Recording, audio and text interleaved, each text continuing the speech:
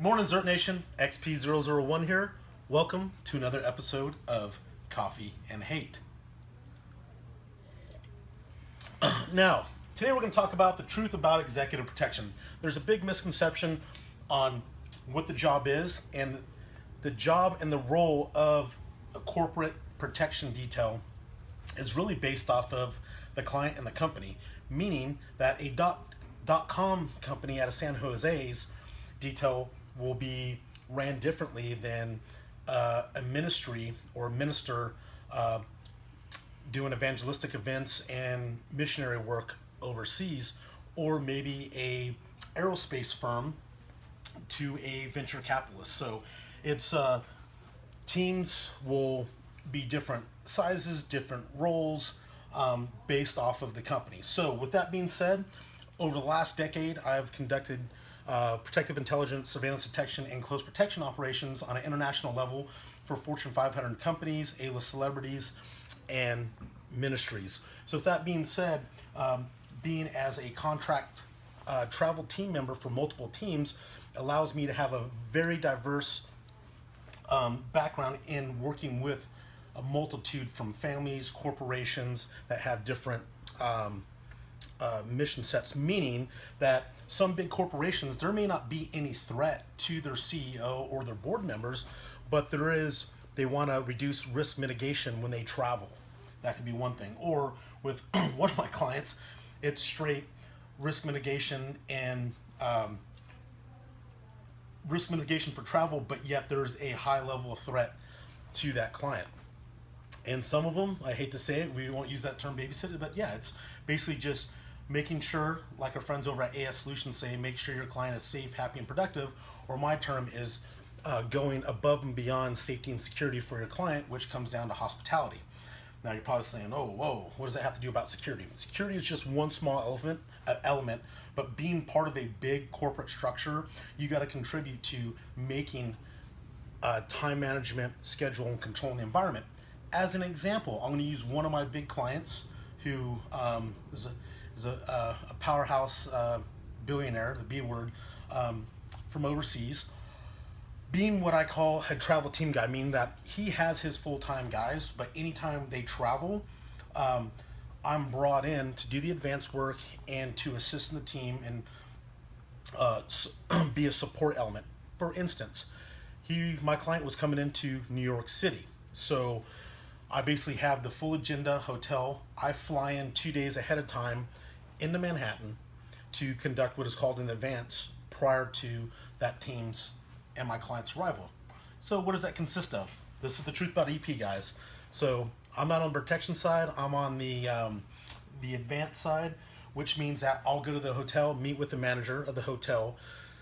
We usually book out an entire room. I basically view the room. I get the keys, make sure the keys to the elevator, the rooms work.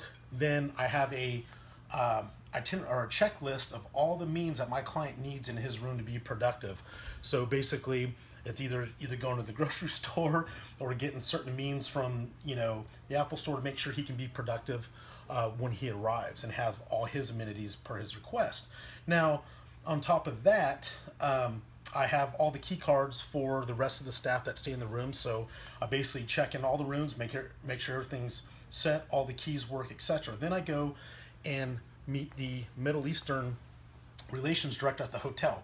So Middle Eastern etiquette, from an Emiratis to a family from Bahrain to a Saudi royal family, are a little bit different. So hotels can accommodate those higher-end clients like mine to suit their cultural needs when they show up. So I meet with her, make sure everything's set on that. Then I meet with the security director to let him know, hey, there's going to be a bunch of dudes in his house, and basically get some do like a protective intelligence brief, find out what's going on around and in the city at that time, meaning that a lot of times we'll roll in and there may be a UN meeting or a big event where it brings in a lot of executives.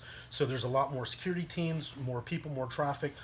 So if I find out there was another royal family staying in the same hotel, so basically I got together with their lead advance and their detail members, talk shop with them, figure what was going on.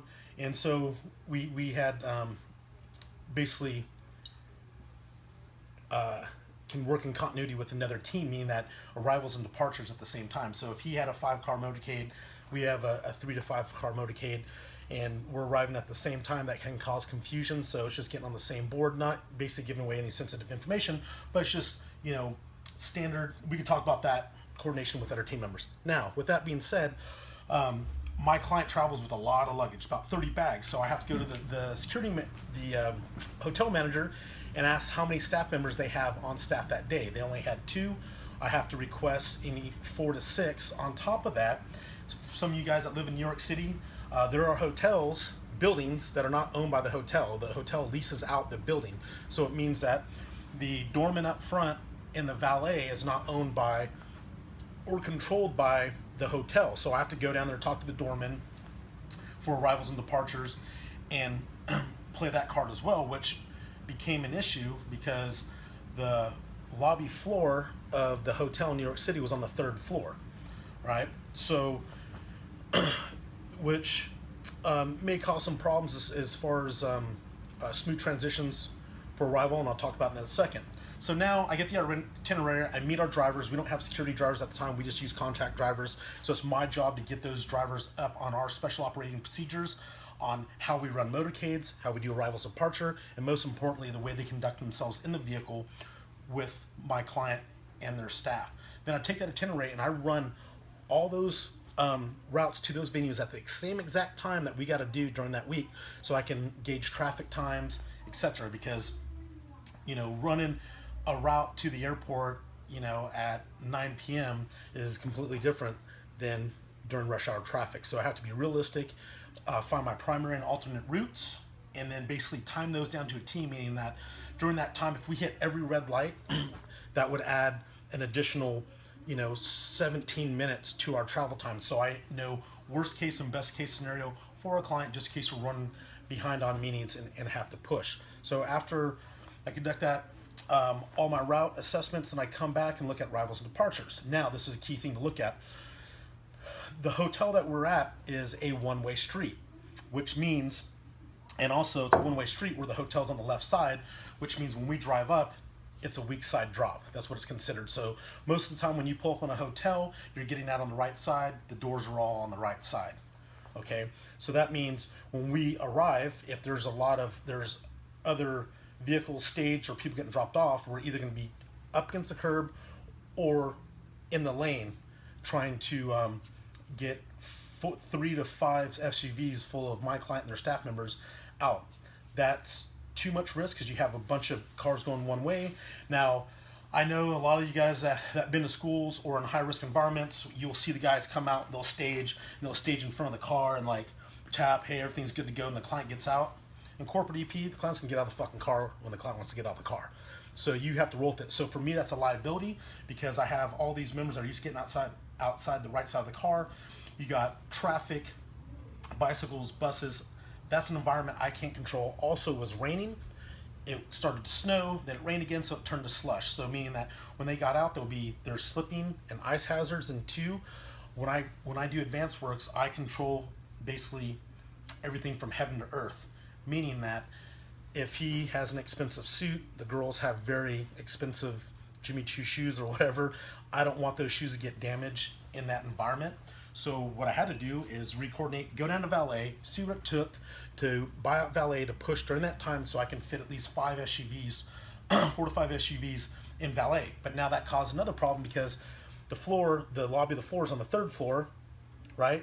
Valet is 2 floors down. Now we're 5 stories below the lobby, which means that's 1 elevator ride to the floor lobby, then another elevator ride to the hotel lobby, then another elevator ride to the top of their executive suite. So then I had to call the director and the manager and ask if they can utilize resources to borrow their bellman or their security staff basically 5 minutes prior to our arrival to basically hold all the elevators. So I have a streamlessly just basically a nice arrival, getting everyone walk straight in the elevator. It comes up, we come out of that elevator, it's held open, etc. So that's the meticulous planning when it comes when we talk about hospitality in the executive protection industry, is time management, making it smooth as possible, and taking out any potential factors, okay, risk factors. Now, we got that all settled. Next day, the client's coming in on his private jet. I shoot over to Teterboro. We roll in. When my client lands, basically we have one additional car. The fourth vehicle basically is a luggage car and what we call the 5-minute car or the lead advance car. Now, when you're traveling with a bunch of people and a bunch of luggage, trying to get people in SUVs using the second and third row seats on top of luggage, it doesn't work. So basically you have to dedicate 1 or 2 vehicles strictly for luggage. So right when that plane rolls in, that vehicle rolls to the back of the plane. When you're a new agent on a detail, either you're going to be doing static, driving, or luggage in most of the teams that have worked. But you're saying XP001, luggage, really? Yes, 100%. Unless you're a state or government detail, if you're on a corporate side, you're dealing with luggage. And that whole misconception, I got to keep my hands free, is bullshit, guys. If you don't handle luggage on any of the details I work on, you're fucking gone, right? So, and it's very important because think about it. My client who has 30 luggage, who collects tourbillon watches from Harry Winston's that start at $1 million each, and he carries about 6 of them. He got $6 million in watches in just one bag. So making sure, risk management is controlling those bags, itemizing those bags, and make sure they're not missing and always have them in control. That's why there's an agent always dedicated to luggage. Now, they depart the plane, they roll into the 3 SUVs, we take off. We start rolling. While basically the last agent gets all bags accounted for, loaded in the car, then he punches off. He'll radio me, say, hey, we're rolling. I'll call the lead car in our motorcade to slow it down while he blows past. Once he blows past, then I get on the phone, call the hotel or the hotel manager and lead bell captain, say, hey, luggage car is en route. He'll be there in 15 minutes. Luggage car gets there. All the bell staff are out there. They get all the luggage in. Now, I forgot, prior to my departure, I hand over an envelope to that luggage agent with all the room keys, names, numbers, everything, all the spares. So when he goes on the bellhops, they start delegating luggage to the assigned rooms to the staff members and my client, right? So as we roll in, about 10 minutes out, once again, I call the security director and say, hey, can you hold those elevators for us? So now we roll into down valet. Valet was clear.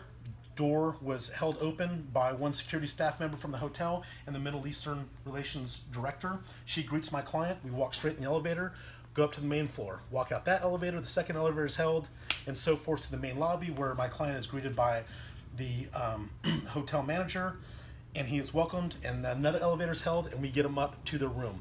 That is keeping your client safe, happy, and productive. A lot of people will say that security has to work harder than everyone else because they really don't generate revenue, but they do. Time management.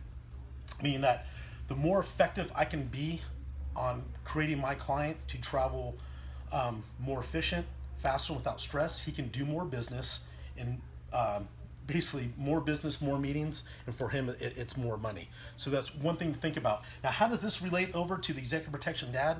Well, think about it, guys. Protection is one portion, administrating and coordinating is another. So as a father, every day when you're with your child and your family, yeah, you're in a protector's mode. But what are all those other things when we talked about trips to Disneyland, or hey, we're going to go out, you're going to make sure the car's fueled up and the maintenance is fine, and maybe you may check your app to make sure you're not going to hit traffic, or what's the best route and the safest route to get there. And then when you go to that venue, you're going to park in a lighted area at night with the vehicle backed in. All those little things. So think about it. With my trademark from my other company, API, is the high-speed administrative assistant. In the corporate executive protection world, that's truly what you are, because you use 99% of your soft skills and only 1% of your hard skills. So something to consider. I know this was long-winded. I hope you stayed tuned with me. So thanks for tuning in. I'm XP001. We'll see you guys tomorrow morning. The ZERT membership pack is your gateway to a worldwide organization dedicated to building a safe and trained community armed with the proper mindset to see you and your family through to safety. The first-year membership pack includes ZERT 702 black t-shirt, 5-inch ZERT 702 patch in PVC, your call sign and squadron assignment, ZERT membership certificate, official membership card with your call sign, 10 ZERT recruitment cards, access to discounts from ZERT-approved vendors, 15% off most ZERT merchandise year-round. In addition to the membership pack, once you join, you receive the following privileges: access to the ZERT forum and exclusive online videos, access to training events and special forces instructors. Training cost is additional. Members-only newsletter, admittance to over 90 private squadron and state Facebook groups, attend members-only events, participate in contests and giveaways. Join us today and get started meeting the members in your area. Privileges are just that and can be revoked at any time. Management reserves all rights. Facebook rules and regulations apply. ZERT, not just an organization, it's a lifestyle. ZERTNation.com.